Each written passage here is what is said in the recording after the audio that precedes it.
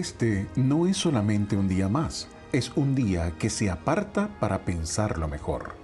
Cuando todo parece oscuro y sin propósito en medio de la pandemia mundial y otros problemas, nos reunimos virtualmente para oír del amor de Dios.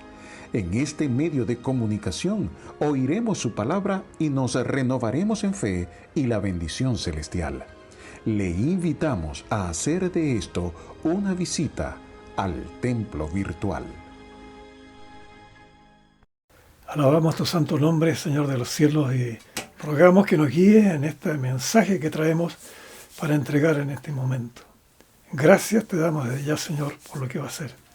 En el nombre de Jesús. Amén. Principio de señales, así se llama este tema que tenemos para hoy, que está en el capítulo 2 del Evangelio de Juan.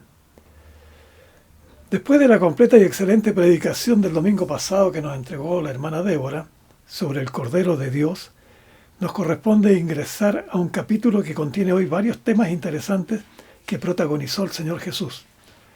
Las bodas de Caná y el amor de Dios por el mundo inician el impactante testimonio que demostró quién era el Cristo esperado por Israel. Es una bella y necesaria enseñanza que nos habilita para el testimonio cristiano. En el principio de estos mensajes basados en el Evangelio de Juan, iniciamos la fundamental declaración de la presencia del Verbo de Dios aquí en la tierra, proclamada en palabras precisas que profundizan la fe particular de la hermandad cristiana. Juan el Bautista aparece en lugar esencial en el principio de este Evangelio, predicando con autoridad y valentía, desnudando la maldad y la fe debilitada de seres que no merecían la bendición divina. Llegó a ser violento en su reprensión de los religiosos judíos, llamándolos para el arrepentimiento de sus malas formas de vida que ofendían a Dios. Los primeros discípulos fueron Juan, Andrés y Simón Pedro, discípulos del Señor Jesús, que dieron inicio a ese grupo selecto que el Señor formó, enseñándole los principios y formalidades de la verdadera familia de Dios. Los pescadores que Jesús vio como integrantes de su equipo ministerial tuvieron que ser transformados de la rudeza que tenían como pescadores de peces, llegando a la maravillosa instancia de gente muy diferente a lo que ellos fueron. Es que Jesús lo ha hecho siempre y lo sigue haciendo, haciéndonos nuevas criaturas. Es la maravilla que el Señor nos ha otorgado para llegar a ser hijos de Dios, porque nos ha recibido Él con su bendito amor. Es este nuestro momento más valioso y digno de alcanzar. Es la transformación del hombre o mujer de pecados convertidos en nuevas criaturas. Juan 2, 1 al 2 entonces, para ir iniciando este mensaje. Tenga su Biblia abierta. Vamos a ir hablando justamente de lo que vamos a ir entregando. María estaba en la boda de una pareja que Juan no menciona por sus nombres. Jesús y sus discípulos fueron invitados y da la impresión de que eran algunos familiares de María los protagonistas del desposorio, porque ella participaba y ayudaba en la fiesta respectiva. Suponemos que los dueños de la boda no eran de grandes recursos materiales, ya que cuando llegó el grupo de personas mayores, tal vez esperado al que correspondía, muy pronto faltó el vino. Fue un problema serio que dejaba mal a los esposos ante sus invitados. María se apresuró a avisar a Jesús que se había acabado el vino. Y la pregunta que Jesús le hizo a su madre sonó un poco extraña. Parece una interpelación que se oye en estos tiempos. ¿Qué tienes conmigo, mujer? Aún no ha venido mi hora. Eso dijo el Señor Jesús. No tenemos texto de lo que siguió hablando María con Jesús, pero ella fue donde los sirvientes diciendo que hicieran lo que Jesús les ordenara. Y no le habló como a su mamá, ¿no? Fue una manera de expresión de autoridad que ya empezaba a conocerse en Jesús como un ser especial. Pero decirle mujer y no mamá no fue una palabra ofensiva. La palabra mujer que oyó María convive lo que es señora, una dama de valor. Y el Señor decía, aún no ha venido mi hora. Y eso indica que no se había demostrado lo que tenía para entregar a quienes eran sus discípulos y a su familia. Los extraordinarios hechos que se desarrollaron asombraron por lo que él podía hacer. Y en esa fiesta religiosa de los tabernáculos que hacen, Jesús fue buscado por algunos que querían saber cuándo vendría el Cristo, diciendo que al venir el Cristo nadie sabrá de dónde vendrá. Y Jesús dijo que no había venido de sí mismo porque había sido enviado por el verdadero Dios. Así dice Juan 7:30. Y que aún no había llegado su hora. Y lo mismo dijo en el templo enseñando a los congregados que aún no había llegado su hora. Juan 8:20. Pero volvamos a la boda. Jesús le dice a María, ¿qué tienes que ver conmigo y contigo? No fue despectivo lo que manifestó su madre. Para que ella comprendiera, Jesús estaba marcando las diferencias de ambos. El Hijo de Dios, hablando a la mujer que tuvo en su seno al Señor de la vida, algo que ella no entendió hasta el momento de la muerte y resurrección del Señor. María se acercó a los sirvientes que estaban a cargo y les dijo que hicieran todo lo que Él les indicara hacer. Ella, sin entender todavía la magnitud de lo que iba a pasar, pidió a la servidumbre que escucharan a Jesús. Tal vez debe haber pensado que los discípulos podrían ir a comprar un poco de vino. Vale la pena escudriñar un poco lo que es beber vino en una comida. Muchos cristianos son reacios a hacerlo ante otras personas, pero la realidad de esto no es un pecado si se bebe con moderación. Jesús bebía vino, de acuerdo a lo que se hacía en una festividad como la boda que visitaron. La exageración de los adictos al alcohol tiene hasta problemática de beberlo hasta perder el conocimiento en algunos casos. Chile ha sido tristemente de muchos bebedores alcohólicos, de personas que cometen barbaridades y crímenes de los que lloran después cuando recuperan su conciencia. En esta etapa de la vida, el consumo de las drogas empeora todo. La pasta de los drogadictos está rompiendo los esquemas sociales, destruyendo la vida de millones de gente que vive vendiendo y tomando drogas, dañando en especial a los jóvenes. Es maldición que Satanás promueve para destruir las naciones del mundo, con el narcotráfico de las mafias obstinadas a someter gente a lo peor de las muertes. La boda de Caná no fue una desordenada y burda obra del diablo. Jesús estaba allí. Su presencia ayudó con amor a los recién casados. Se acercó a 6 tinajas de piedra que se usaban para acumular agua de los rituales de la purificación de los judíos y dijo a los sirvientes que llenaran esas tinajas con agua. Lo hicieron hasta arriba, totalmente llenas, y Jesús les mandó llevarlas al maestresala. Este era el organizador de la fiesta y, admirado de ver vino en vez de agua en las tinajas, lo probó, llamó al esposo de la boda y le dijo que la costumbre era que lo mejor del vino se bebía al comienzo, pero que en este caso el vino del final era mucho mejor que el del inicio. Reservaste el mejor vino para terminar la fiesta, dijo. Juan escribió en su evangelio que este fue el principio de las señales maravillosas que hizo Jesús, que allí en Caná de Galilea manifestó su gloria y sus discípulos se dieron cuenta de quién era su maestro. Creyeron en él. Y terminada la boda, Jesús, su madre, sus hermanos suyos, sus discípulos, descendieron a Capernaum, quedando allí por algunos días. Hasta ahí llega esta parte de la boda de Caná. Pero sigamos entonces con Jesús cuando llega a Jerusalén. Jesús fue la Pascua de los judíos que se hacía en el templo, una de las mayores fiestas, el Festival de la Primavera, el día 15 del mes de Nisán, que es el primer mes del año hebreo, y que se celebraba durante una semana con gran entusiasmo. Lo que se conmemoraba en esta fiesta era la salida y la liberación de Israel saliendo de la esclavitud en Egipto. No se trabajaba ni el primero ni el último día de la fiesta. En hebreo, Pascua es Hag HaPesach, con el significado la fiesta de la Pascua. Para nosotros, Pascua viene del griego, que equivale a tránsito. Se define así por el camino de los hebreos transitando para llegar a la tierra prometida. 4 días antes de la Pascua se reservaba el cordero pascual que se comía apresuradamente, recordando la huida desde Egipto, usando panes sin levadura porque no podían esperar el tiempo para que leudara el pan. Se añadían a la comida hierbas amargas debido a la amargura de la esclavitud que habían sufrido allí en Egipto.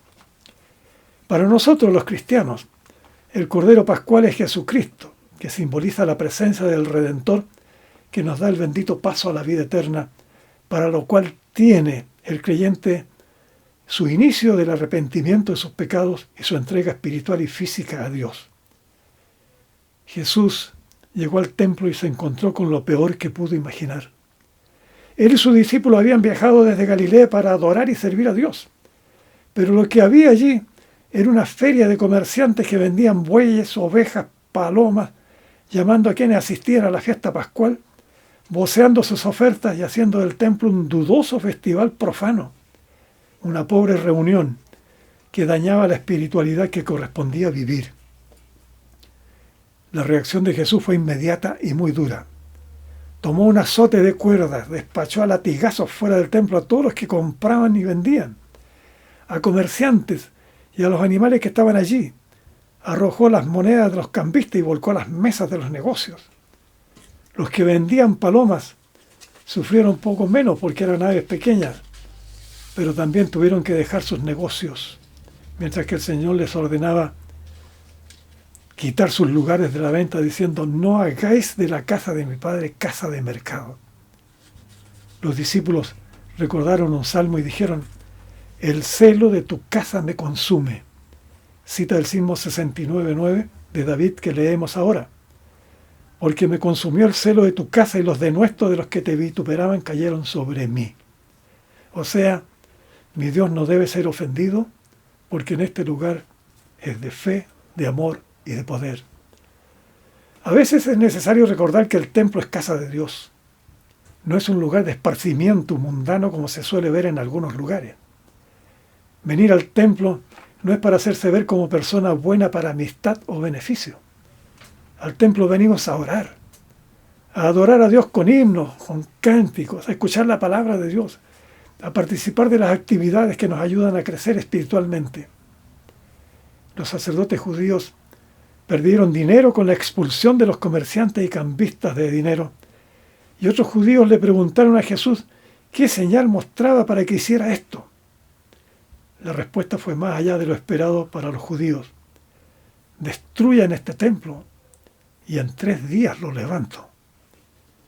Este templo fue construido por 46 años y tú vas a levantarlo en 3 días, le dijeron.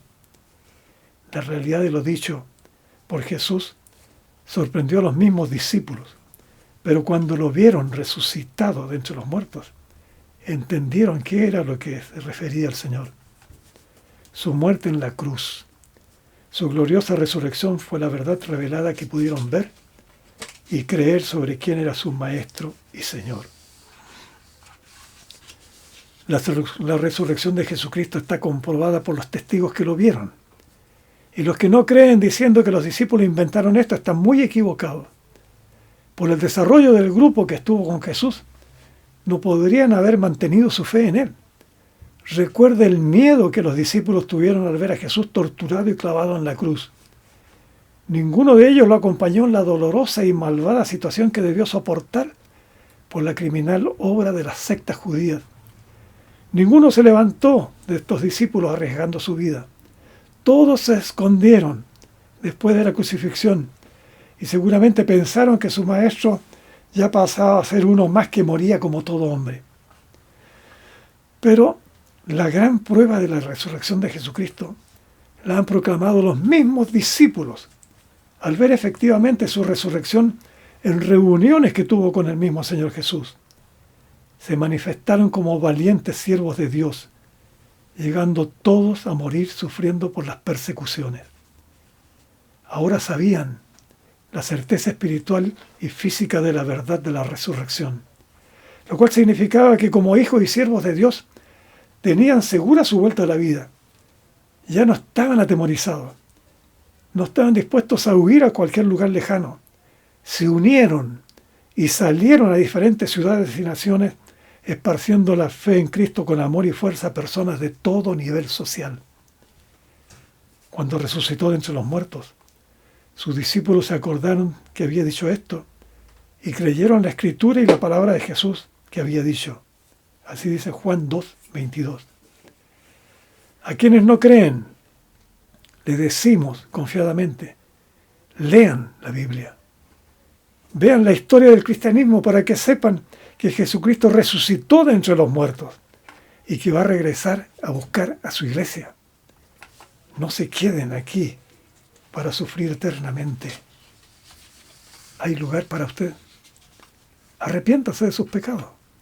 Ore a Dios en el nombre de su Hijo Jesucristo pidiendo ser incluido en el reino celestial. El otro lugar de las tinieblas es horrible y también es eterno. No se arriesgue de caer en eso. Sigamos con los versículos 23 al 25. Jesús sabe quiénes somos. Los últimos versículos de la palabra que estamos entregando hoy son solamente 3 versículos. Estando aún en la fiesta de la Pascua, allí mismo en Jerusalén, mucha gente se asombraba viendo señales y milagros que hacía el Señor. Sanidad de enfermos, vista para ciegos, muchas otras que creían al ver cómo ministraba la necesidad de los que rogaban por sus vidas y por sus familiares. Sin embargo, Jesús sabía quiénes eran sinceros y quiénes lo buscaban solo para interés que tenían. Y podemos entender lo que es esto. Porque sucede en todo lugar. Porque el ser humano es voluble y de escasa integridad. Los pastores de diferentes iglesias podríamos testificar lo que es esto. Mostrar fe es fácil, pero lo que cuesta es sostener el carácter serio y de responsabilidad con esa firmeza de amor y fidelidad al Señor. Jesús no se fiaba de la gente, porque sin haber conocido sus intenciones, no confiaba de ellos porque los conocía a todos. Él escrutaba la mentalidad de los hombres y sigue haciéndolo en estos tiempos, ya que sabe cómo son los que fingen como si dijeran la verdad. Jesús no necesitaba a los discípulos informando quiénes eran creyentes de verdad o no. Él no necesitaba que otros den testimonio de alguna persona, porque el Señor sabe lo que son los seres humanos. Los invito para el próximo domingo, porque hay hermosos y profundos temas que se van a predicar a esta misma hora. La charla de Jesús y Nicodemo es formidable y el capítulo 3 nos va a hablar del amor de Dios al mundo. El Señor le bendiga y lo invito a que oremos ahora en este mismo momento. Amado Dios, oramos por esta convención constitucional que tiene nuestro país. Ha dado fin ya a su responsabilidad y estamos pidiendo a ti, oh Señor, que nos ilumines para decidir bajo su señorío la bendición de lo que habrá que votar. Tanto el apruebo como el rechazo son decisiones que, lejos de unificación, van a oficializar la división nacional que tenemos en este momento. Es triste ver el crecimiento de la violencia ciudadana, tantos delincuentes, tantas mafias importadas del extranjero. Están allí en las calles, están allí en los campos, en todos lugares, difundiendo la muerte. Hermanos, antes estoy orando en este momento por ustedes. Oro por aquellos que están sintiendo que no hay unidad en nuestra nación. Que la libertad del culto a Dios es lo que más importa en este momento. Como hijos del Señor tenemos que reforzar la oración del pueblo cristiano. Hay que darle tiempo para congregarnos. No se quede en su casa. Haga un esfuerzo. La palabra de Dios nos dice claramente que el templo no es un lugar cualquiera.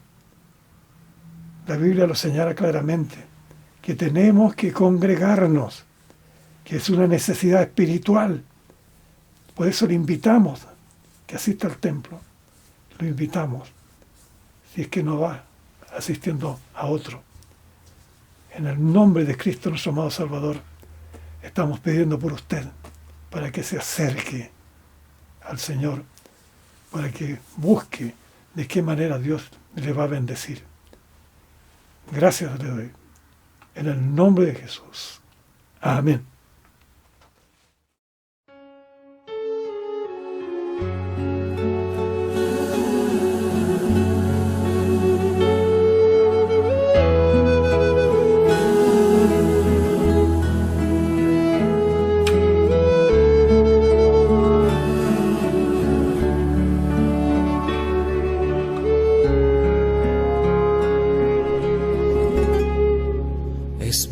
Espíritu de Dios, llena mi vida, llena mi alma, llena mi ser. Espíritu de Dios, llena mi vida, llena mi alma, llena mi ser.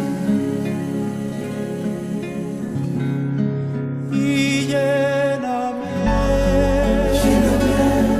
lléname con tu presencia, lléname con tu poder, lléname con tu amor. Y lléname con tu presencia, lléname con tu poder, lléname con tu amor. Espíritu de Dios.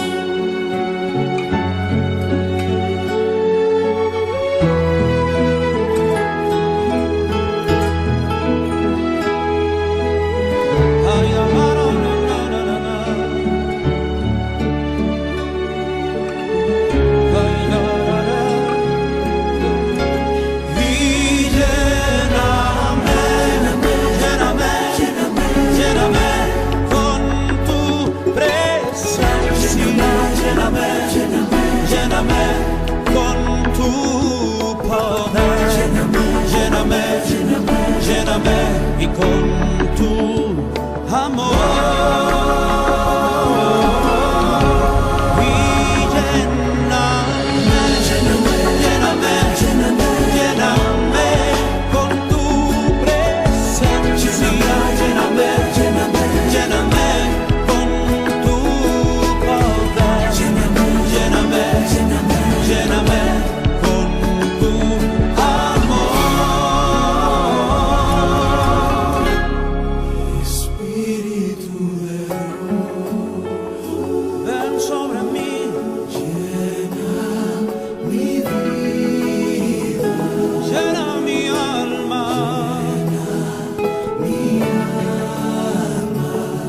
ven y llena mi ser, lléname, Espíritu de Dios, Espíritu de